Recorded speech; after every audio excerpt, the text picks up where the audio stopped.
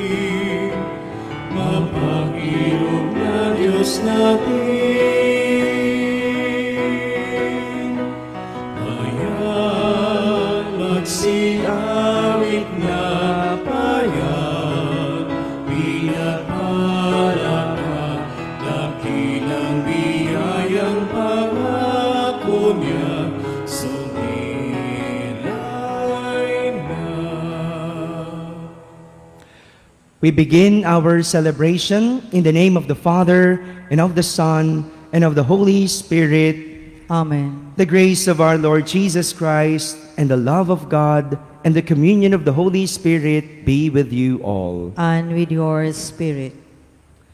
Brethren, let us acknowledge our sins, and so prepare ourselves to celebrate the sacred mysteries. I confess to Almighty God and to you, my brothers and sisters, that I have greatly sinned in my thoughts and in my words, in what I have done and in what I have failed to do, through my most grievous fault. Therefore I ask Blessed Mary, ever Virgin, all the angels and saints, and you, my brothers and sisters, to pray for me to the Lord our God. May Almighty God have mercy on us, forgive us our sins, and bring us to everlasting life. Amen. Lord, have mercy. Lord, have mercy. Christ, have mercy. Christ, have mercy. Lord, have mercy. Lord, have mercy. Let us pray. O God, who through the folly of the cross wondrously taught Saint Justin the martyr the surpassing knowledge of Jesus Christ, grant us through his intercession that, having rejected deception and error, we may become steadfast in the faith. Through our Lord Jesus Christ, your Son, who lives and reigns with you in the unity of the Holy Spirit, God, forever and ever. Amen. Please be seated.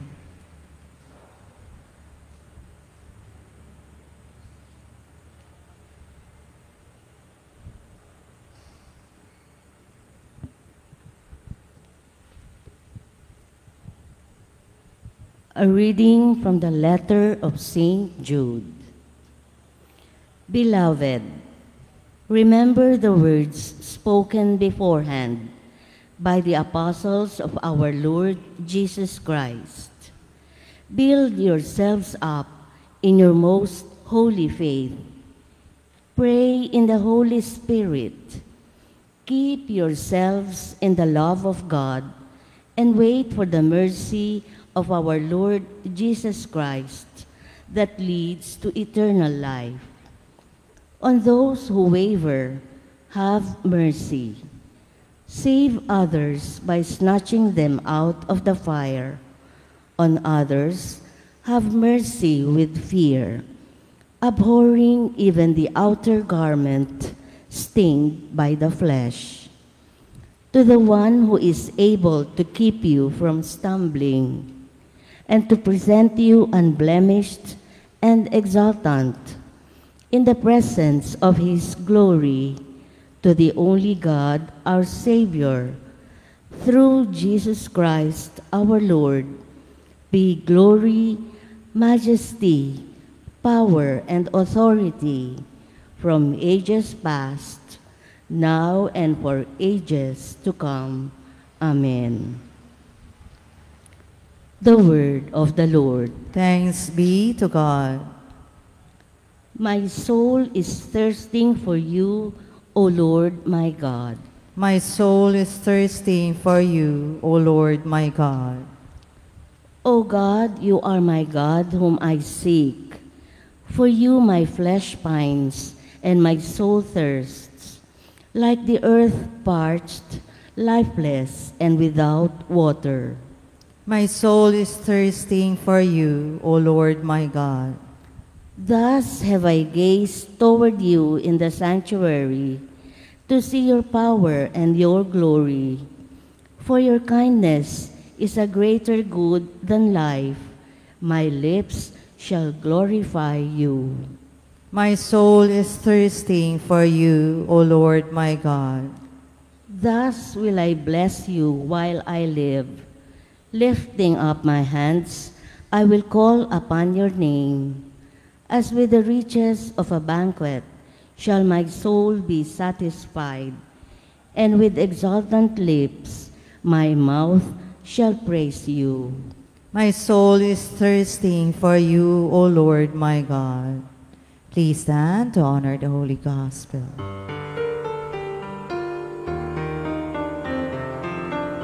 Alleluia, alleluia, alleluia, alleluia, alleluia,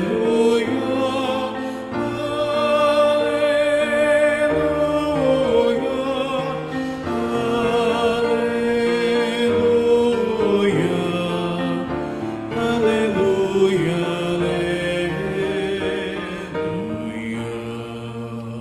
Let the word of Christ dwell in you richly, giving thanks to God the Father through him.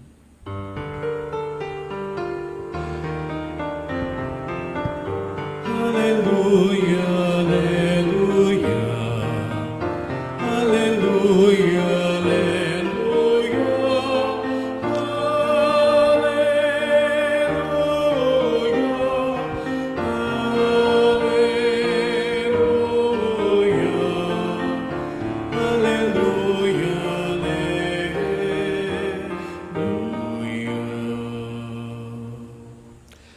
The Lord be with you. And with your spirit. A reading from the Holy Gospel according to Saint Mark. Glory to you, O Lord.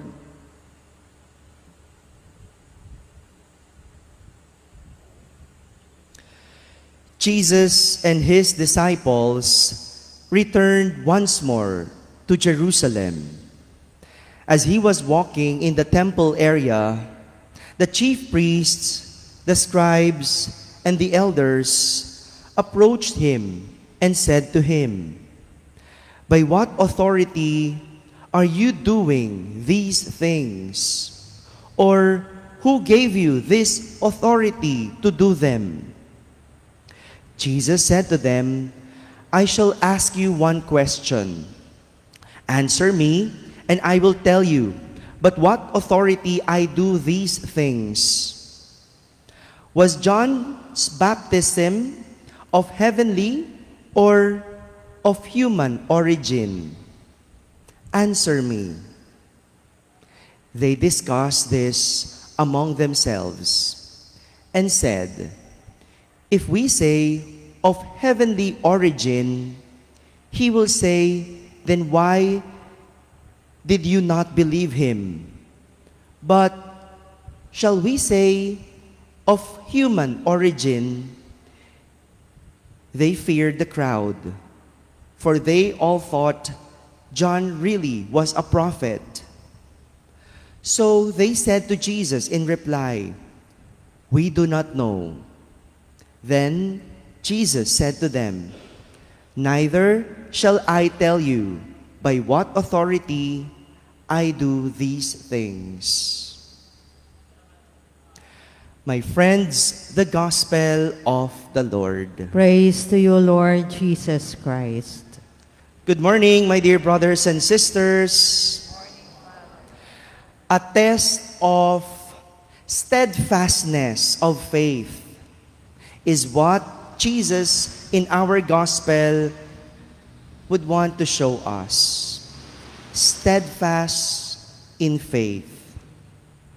Jesus was questioned by the chief priests, scribes, and the elders about what authority is he using to do such things, or what authority or who gave him the authority to do such things.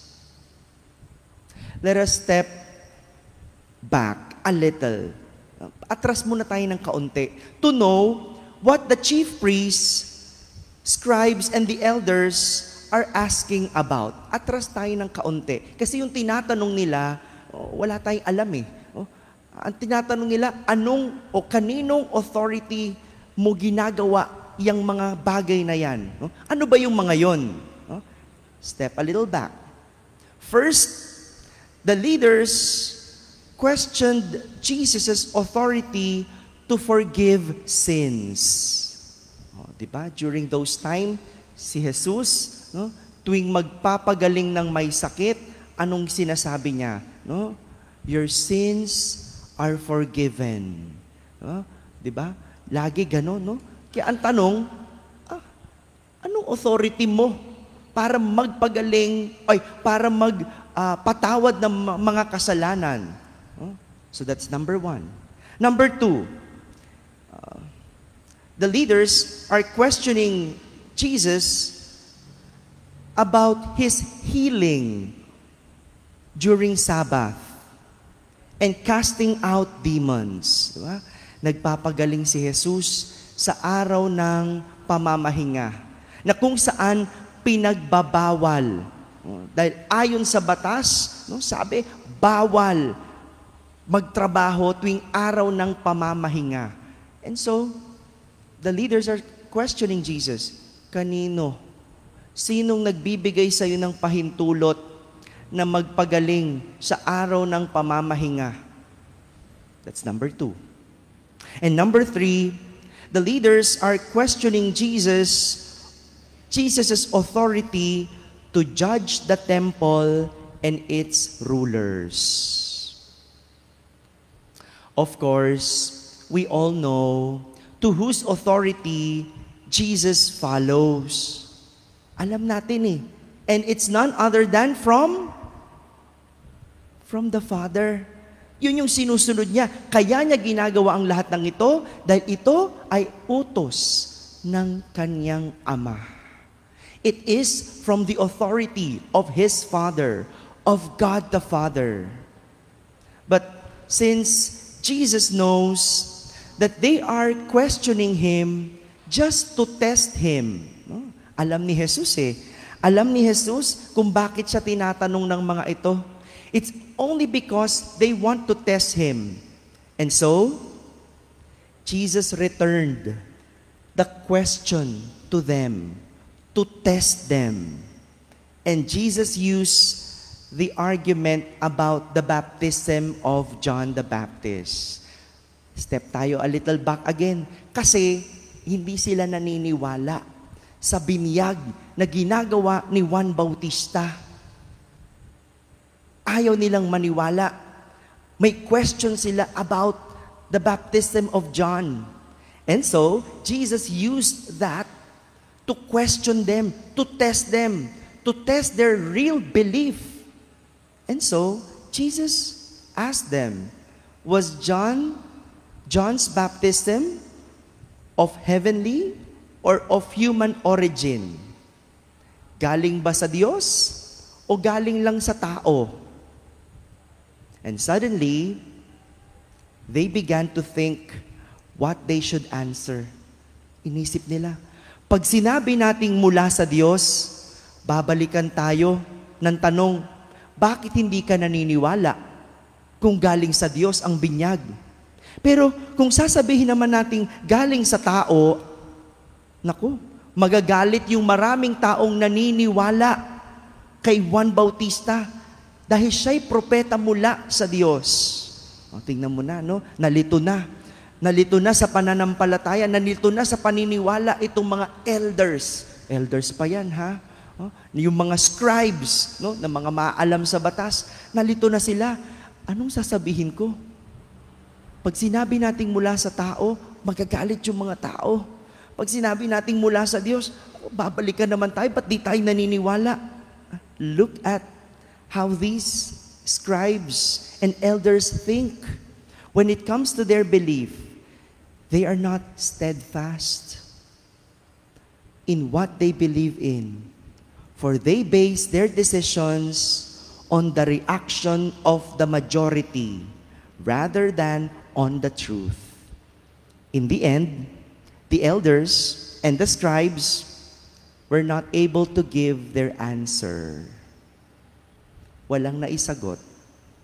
Sa huli, wala naman palang pinaninindigan at matibay na pinaniniwalaan dahil mas nakikinig sa karamihan kaysa sa katotohanan. Many of us would also think this way when it comes to our belief. Mas naniniwala sa sabi-sabi kaysa sa sarili. Kung ano ang totoo sa sarili, mas apektado sa sasabihin ng iba kaysa sa pinaniniwalaan at pinaninindigan. We say we believe in God, but we contradict His teachings. We are afraid to make a stand for the truth, especially when the majority opposes it. Huwag na tayo lumayo. Pagdating sa usaping divorce, what is your stand? Mga Katoliko, tahimik, no? Kasi magagalit yung iba. Ayaw nating mabash. But do we stand for God? Or do we stand for what the people say? Ayun. Simpleng ganun. No? Nalilito na tayo kung kanino tayo maninindigan. Today, we remember Saint Justin, the martyr. Saint Justin was the defender of the Christian faith against heresies and false belief. Pinagtanggol ni Saint Justin ang pananampalatayang Kristyanismo laban sa mga maling sabi-sabi at maling paniniwala. And he fought until death because of his steadfastness in faith. Pinaglaban niya hanggang sa huli, hanggang sa kamatayan. Because steadfast in faith is standing for God, no matter what others will say. And that is what martyrdom is all about. To die for your faith. Sabi ng aking spiritual director lagi, no? To die for your faith is martyrdom. And to die for your country is heroism. Yun ang pinagkaiba. Ang magandang kwento, may kabuluhan ng iyong buhay.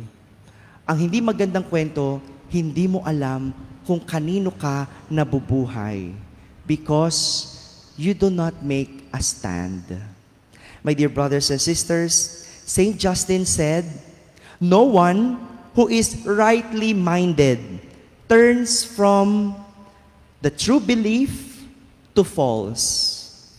Walang taong nasa tamang kaisipan ang tatalikod mula sa katotohanan patungo sa kasinungalingan. And so, be steadfast in faith and remain in right mind. Amen.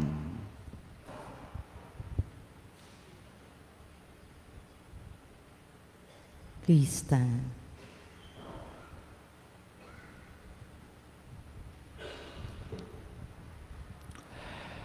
Because the religious leaders in Jerusalem refused to make their stand on the baptism of John the Baptist, Jesus refused to tell them by what authority he was teaching in the temple. Let us pray for the courage to stand by the truth. As we pray and say, Lord, make us your true witnesses. Lord, make us your true witnesses. May the Church and her ministers continue to witness to the truth and inspire many to hold firm to the values of the gospel. We pray. Lord, make us your true witnesses. May political leaders establish their authority not by threats and intimidation, but by being true to their promise to promote peace and justice, stop corruption, and work for the development of people. We pray. Lord, make us your true witnesses. May preachers, teachers, and guidance counselors give a credible witness to their teaching by practicing what they teach. We pray. Lord, make us your true witnesses. May we hearken to the call of John the Baptist to repent and change the wayward direction of our lives. We pray. Lord, make us your true witnesses. May our friends, relatives, and benefactors who have gone from this world come to share the eternal happiness with all the saints in heaven. We pray. Lord, make us your true witnesses. Let us pray for the urgent concerns of our community, those who seek intercession of Virgen de Guia, and our personal intentions. We pray. Lord, make us your true witnesses. Lord God, may we give testimony to our faith more by deeds than by words. May we become credible witnesses of your love by our concern for one another. We ask this through Christ our Lord. Amen. Please be seated.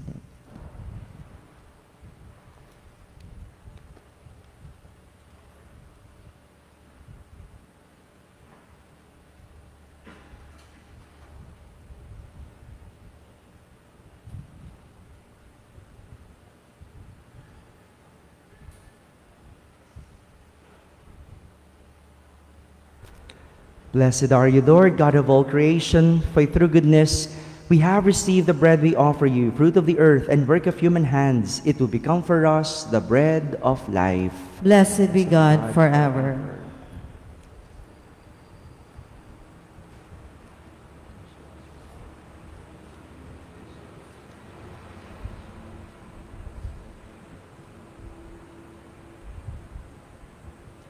Blessed are you, Lord, God of all creation, for through goodness we have received the wine we offer you, fruit of the vine and work of human hands. It will become our spiritual drink.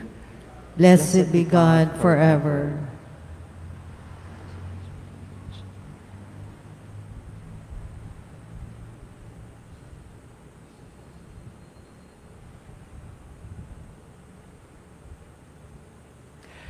Pray, brethren, that my sacrifice and yours may be acceptable to God, the Almighty Father. May the Lord accept the sacrifice at your hands for the praise and glory of his name, for our good and the good of all his holy church. Grant us, we pray, O Lord, that we may celebrate worthily these mysteries which Saint Justin strenuously defended. Through Christ our Lord. Amen. The Lord be with you. And with your spirit. Lift up your hearts. We lift them up to the Lord. Let us give thanks to the Lord our God. It is right and just. It is truly right and just, our duty and our salvation, always and everywhere, to give you thanks, Lord, Holy Father, Almighty and eternal God. For you are glorified when your saints are praised. Their very sufferings are but wonders of your might. In your mercy, you give ardor to their faith. To their endurance, you grant firm resolve. And in their struggle, the victory is yours through Christ our Lord. Therefore, all creatures of heaven and earth sing a new song in adoration, and we, with all the hosts of angels, cry out, and without end we acclaim. Holy, holy, holy Lord God of hosts, heaven and earth are full of your glory. Hosanna in the highest. Blessed is he who comes in the name of the Lord. Hosanna in the highest.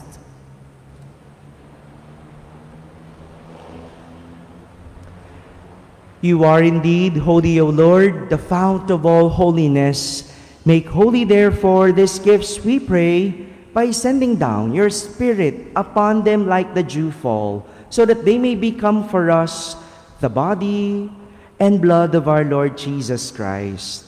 At the time he was betrayed and entered willingly into his passion, he took bread and, giving thanks, broke it and gave it to his disciples, saying, "Take this, all of you, and eat of it, for this is my body, which will be given up for you."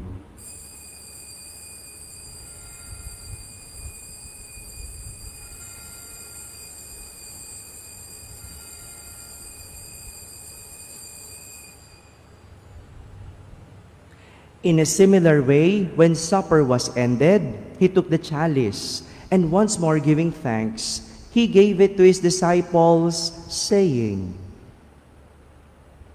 "Take this, all of you, and drink from it, for this is a chalice of my blood, the blood of a new and eternal covenant, which will be poured out for you and for many for the forgiveness of sins. Do this in memory of me."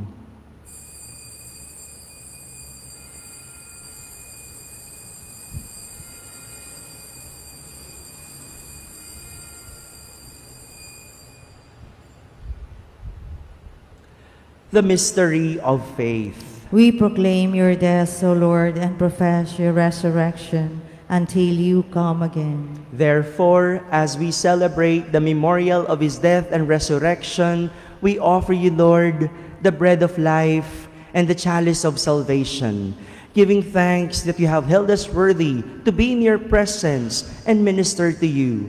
Humbly we pray that, partaking of the body and blood of Christ, we may be gathered into one by the Holy Spirit. Remember, Lord, your church spread throughout the world, and bring her to the fullness of charity, together with Francis our Pope, Jose our Bishop, and all the clergy. Remember also our brothers and sisters who have fallen asleep in the hope of the resurrection, and all who have died in your mercy. Welcome them into the light of your face. Have mercy on us all, we pray, that with the Blessed Virgin Mary, Mother of God, with Blessed Joseph, her spouse, with the blessed apostles, and all the saints, Saint Justin the Martyr, who have pleased you throughout the ages, we may merit to be co-heirs to eternal life, and may praise and glorify you through your Son, Jesus Christ. Through him, and with him, and in him, O God, Almighty Father, in the unity of the Holy Spirit, all glory and honor is yours forever and ever. Amen. Amen. Amen. At the Savior's command, and formed by divine teaching, we dare to say, Our Father, who art in heaven, Hallowed be thy name. Thy kingdom come. Thy will be done on earth as it is in heaven. Give us this day our daily bread, and forgive us our trespasses, as we forgive those who trespass against us. And lead us not into temptation, but deliver us from evil. deliver us, Lord, we pray, from every evil. Graciously grant peace in our days, that by the help of your mercy, we may be always free from sin and safe from all distress, as we await the blessed hope and the coming of our Savior, Jesus Christ. For the kingdom, the power, and the glory are yours now and forever. Lord Jesus Christ, who said to your apostles, "Peace I leave you, my peace I give you," look not on our sins, but on the faith of your church, and graciously grant her peace and unity in accordance with your will, who live and reign forever and ever. Amen. The peace of the Lord be with you always. And with your spirit. Let us offer each other the sign of peace. Peace be with you. Lamb of God, you take away the sins of the world, have mercy on us. Lamb of God, you take away the sins of the world, have mercy on us. Lamb of God, you take away the sins of the world, grant us peace.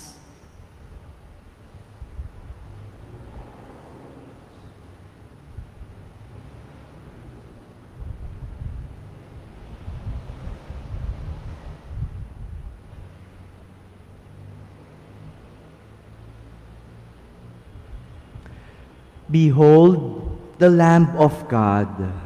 Behold him who takes away the sins of the world. Blessed are those called to the supper of the Lamb. Lord, I am not worthy that you should enter under my roof, but only say the word, and my soul shall be healed.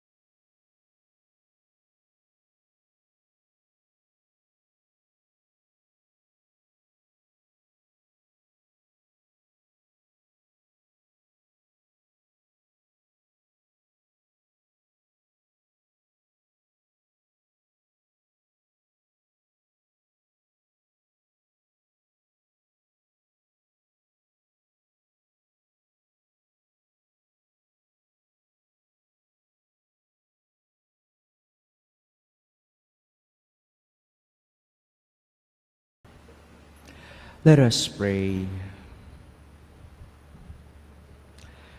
Refreshed by heavenly food, we humbly implore you, O Lord, that attentive to the teaching of Saint Justin the Martyr, we may abide at all times in thanksgiving for the gifts we have received through Christ our Lord. Amen. Panalangin sa pagbabasbas sa mga dumudulog sa ating mahal na ina, ang ating Nuestra Señora Tiquia. Iyuko pong inyong ulo para sa pagbabasbas. Ama naming mapagmahal, sanhi ng pag-ibig mong wagas, ibinigay mo sa amin si Jesucristo na iyong anak, ang sa amin ay mag-akay sa landas, upang kami ay makupkup mong lahat. Hinihiling namin na igawad ang iyong pagbabasbas. Sa kanilang paglalakbay at paglalayag sa mundong ibabaw, dalisayin mo ang kanilang mga pangarap at hangarin para sa isang matiwasay na buhay ayon sa iyong pamantayan. Bigyan mo sila ng nag-aalab na pag-ibig at pananalig na di matitinag upang ang puso at isip ay manatili sa iyong liwanag na bigay. Sila ay iyong ingatan at ipagsanggalang sa mga panganib na dumadaan, na sa bawat hakbang ang gabay mong handog na si Jesucristo ang sa kanila ay maging tanglaw na di mapaparam. Alang-alang sa mga panalangin ni Maria ang aming ina, ang Virhen de Quia, mataglay nilang kinalulugdan mong kabanalan. San man dako sila mapadpad ay makilala bilang mga alagad ni Jesucristo. At kung matapos na ang kanilang paglalakbay dito sa lupang ibabaw, ay ipagkalob mo na kanilang sapitin bilang mga hinirang ang daungan diyan sa iyong piling mo sa kalangitan at may galak na mamalas ang di magwawakas mong kagandahan. Hinihiling namin ito sa ngalan ni Jesucristo na aming Panginoon. Amen. Amen. Paumanhin po, for the meantime, hindi po muna ako magpapabless, no? Kasi I'm not feeling well para safe tayong lahat. Ano po? But magbe-bless po kami ng holy water for everybody.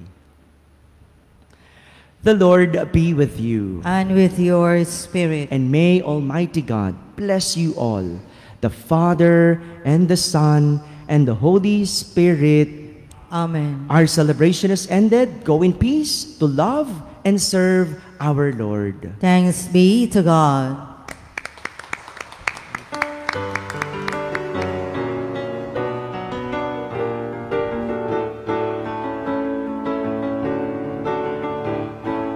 Ngayon at ipa